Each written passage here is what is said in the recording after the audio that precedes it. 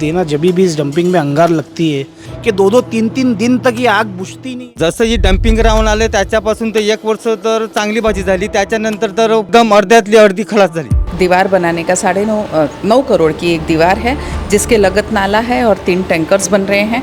लीचड़ पूरा का पूरा बह के उन टैंकरों में जाएगा, नीचे नहीं आएगा। और वो दीवार से थोड़ी बहुत तो सहूलत मिलेंगी, मगर बांस कचरा जो इधर आता है वो कचरा नहीं आएगा। जो निधि पास हुई है तो ठीक है, वो सही है, लेकिन ये ज़रूर है कि उसमें फिर वो फैलाव नहीं आएगा।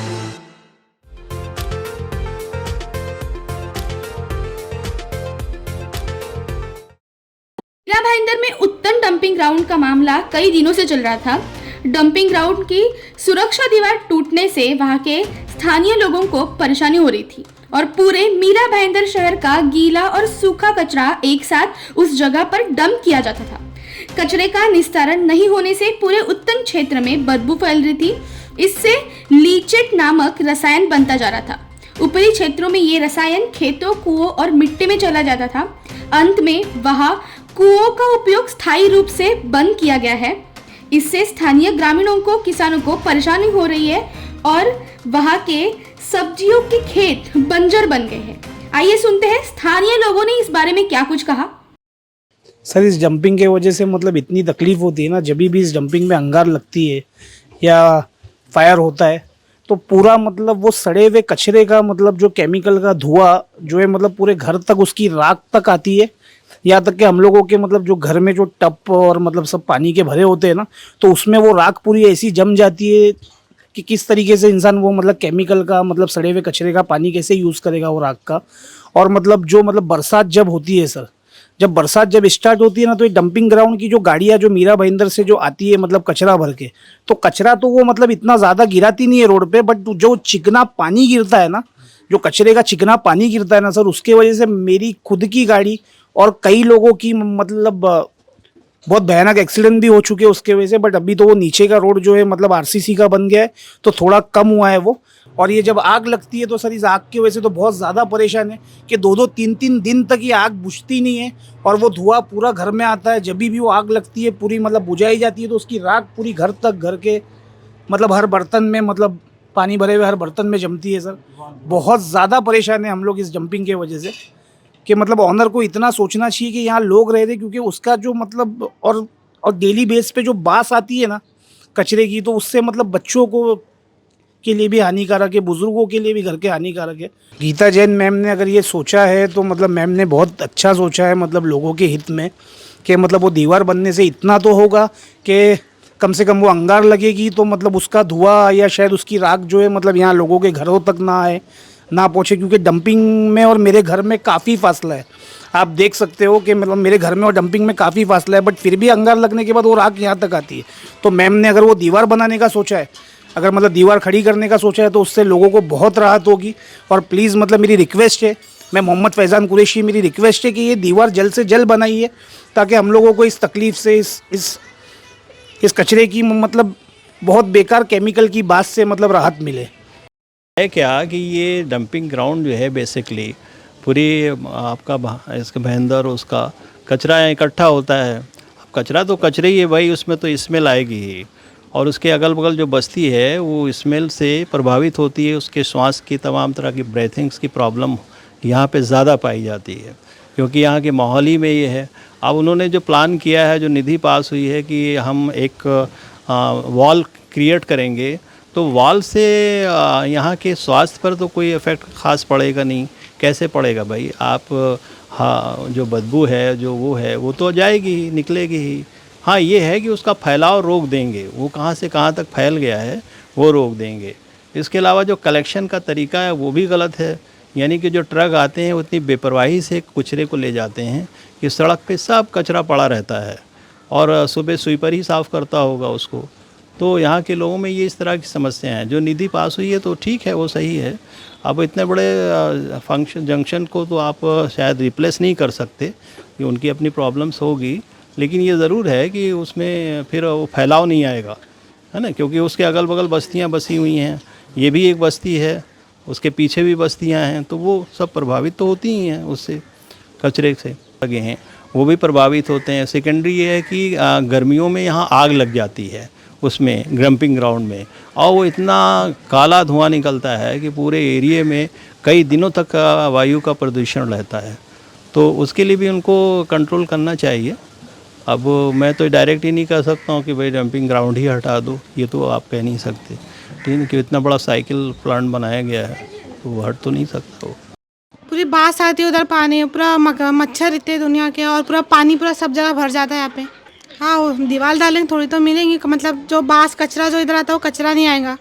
बोलायला गेलो तर डम्पिंगच्या मुळे तर आम्हाला खूपच त्रास होतो आहे.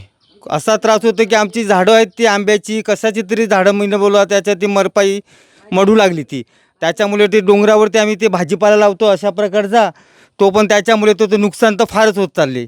त्याच्यामध्ये नुकसान तर असं बोला की काहीच अगोदर तर आम्हाला भाजी अशी टोपल्याने जास्त व्हायला तर गेलो ना तर उचलत पण नव्हत्या, तर आता तर त्याच्यातल्या अर्ध्याचा अख्ख्यातला पाव हिस्सा आम्हाला ते भाजी मिळत नाही असं आहे.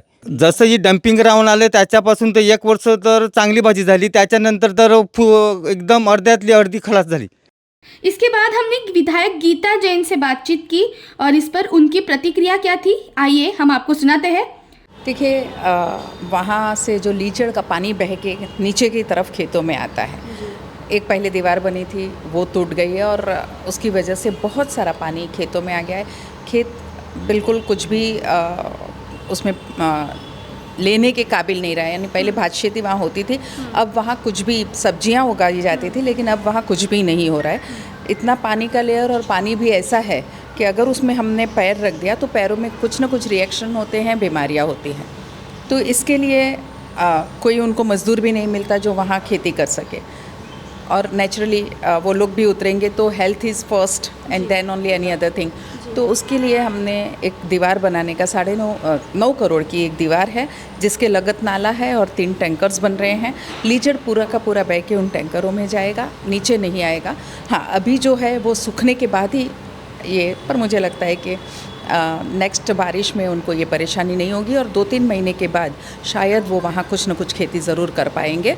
तो और होता ये है कि फिर ऐसे में उनको लॉस जो हो रहा है वो कोई कंसीडर नहीं कर रहा है। यानी वहाँ खेती नहीं कर पा रहे हैं, एक बात बोल के हम सब भूल जाते थे, पर उसकी वजह से उनके घर नहीं चल रहे, उनके बच्चों को भी वो जो ज़रूरी चीज़ें हैं वो नहीं पहुँचा सकते। ये सब बातें, उसके रिलेटेड कितनी सारी प्रॉब्लम्स हैं वो कोई नहीं सोच रहा था। तो मैंने सबसे पहले ये सोचा कि पहले उनकी ये प्रॉब्लम दूर करने से उन परिवारों की प्रॉब्लम दूर होती है, और इसीलिए सबसे पहले ये फ़ैसला लिया कि वहाँ दीवार बनाई जाए। अब दूसरा मुद्दा आता है कि ये जो डंपिंग का पूरा वहाँ जो हाइप खड़ा हुआ है वो बहुत तकलीफ़ लोगों को दे रहा है, और मैं मानती हूँ पूरे शहर का कचरा वहाँ डंप हो रहा है। अभी तक हमने बहुत सारी योजनाएं, चाहे वो उसमें बायो माइनिंग हो, चाहे वो उसमें खाद बनाने की प्रक्रिया हो, लेकिन उसको चाहिए उतनी सफलता नहीं मिली। जो प्रोजेक्शन होता है उतनी सफलता एक्चुअल जब हम वो ले आते हैं उसमें मिली नहीं है किसी न किसी तरह। और ये मुझे लगता है सभी कॉरपोरेशन का ये बड़ा मुद्दा है कि इसका एक परमानेंट सॉल्यूशन कैसे किया जाए। तो जहाँ 1-2 जगह इसका बहुत अच्छा सॉल्यूशन मिला है, उसको स्टडी करके हम वो योजना भी लाने की कोशिश कर रहे हैं। तो बहुत जल्दी मुझे लगता है कि ये भी आज ही नहीं होगा, लेकिन एक दिन ज़रूर होगा वाली बात है। तो मुझे लगता है कि 2-3 साल के अंतराल में शायद वो वहाँ का जो डंपिंग का इतना बड़ा हाइप जो वहाँ खड़ा हुआ है वो भी शायद कम हो जाए। मीरा भाईंदर के नेतागण इसी तरीके के सवाल उठाएंगे कि इतने समय से तो ये जो मामला है ये इसी तरीके से अटका हुआ था, और अब क्योंकि चुनाव आ रहे हैं शायद इसलिए यहाँ की विधायक जो हैं इन सारी मुद्दों पर ध्यान दे रही हैं। इन सवालों का जवाब किस तरीके से? आप मेरे 2 साल पहले का विधानसभा में उठाया और क्वेश्चन देखे तो ये क्वेश्चन 2 साल पहले हमने उठाया था। ये बात बिल्कुल सही है कि करते करते कुछ समय ज़रूर लग जाता है। ये नहीं हुआ कि आज ही वो विषय उठाया और आज ही वो उसका सॉल्यूशन भी आ गया, ये नहीं होता है। ये बात ज़रूर मैं मानती हूँ, लेकिन ये बात भी है कि भले ही आज कुछ करके तो दिखाया, पहले वाले लोगों के पास इतना समय था तो क्यों नहीं उस समय भी चुनाव आए तब भी कर लेते तो चलता। प्रॉब्लम ये है कि उनसे देखा नहीं जा रहा है कि ये सॉल्यूशन ला रही है, ये सब चीज़ का हमें एक के बाद एक सॉल्यूशन मिल रहा है। एंड शी इज़ ट्राइंग, अच्छी नीयत से ट्राई किया गया हमेशा सफल होता है, और ये मैंने अनुभव किया है। आई एम वेरी हैप्पी कि मैं उनके कुछ ना कुछ, मैं 100% प्रॉब्लम मैंने सॉल्व नहीं किए, पर मैं इनके जो मेन प्रॉब्लम्स है लीचड़ वगैरह के वो सॉल्व करने में मुझे सफलता मिली, मुझे उस बात का आनंद है। उत्तन डंपिंग ग्राउंड का मुद्दा विधानसभा में उठाने के बाद गीता जैन ने किसानों के लिए मुआवजे की भी मांग की थी ताकि स्थानीय लोगों को नुकसान ना हो। साथ ही राज्य सरकार ने अपने उत्तन डंपिंग ग्राउंड के चारों तरफ सुरक्षा दीवार बनाने के लिए महाराष्ट्र सुवर्ण जयंती नगरोत्थान महाअभियान के तहत 9 करोड़ रुपए का फंड मंजूर किया है। स्थानीय लोगों का कहना है कि इससे शायद फायदा होगा। अब ये देखना अहम होता है कि उत्तन डंपिंग ग्राउंड पर सुरक्षा दीवार कब तक बनेगी और इससे लोगों को कितना जल्दी फायदा होगा। आप गीता जैन के इस कार्य के बारे में और उत्तन की स्थिति के बारे में क्या सोचते हैं, हमें कमेंट करके जरूर बताइएगा और ऐसे ही वीडियोस के लिए जुड़े रहिए MB लाइव से।